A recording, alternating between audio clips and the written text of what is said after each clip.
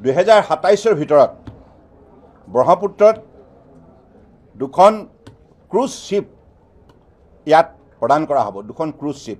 আৰু ইতিমধ্যে হুগলী কোচিন শিপয়াৰ্ড লিমিটেড কলকাতাত দুইখন জাহাজ নিৰ্মাণ কৰি থকা হৈছে।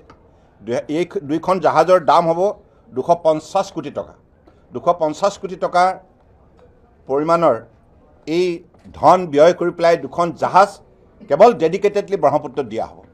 আৰু ইয়াৰ উপৰি আপোনালোকে শুনি ভাল পাব, জাৰ্মানৰ আটাইতকৈ leading logistic company Rhenus logistic limited private limited, সেই কোম্পানীটোৱে ইতিমধ্যে 3 মাহ আমাৰ বৰাক, ব্ৰহ্মপুত্ৰ আৰু গংগা অধ্যয়ন কৰি তেখেতসকলে এই কথা আমাক জনালে যে ইয়াত কাৰ্গো ভেছেল অপাৰেট কৰিবলৈ সুবিধা আছে।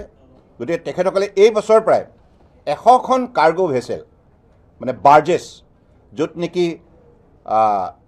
500 টন, 1000 টন, 2000 টন এই পৰ্যায়লৈকে তেখেতসকলৰ বাৰ্জেছবিলাকত সামগ্ৰী অনা নিয়া কৰিব পৰা ব্যৱস্থা হ'ব।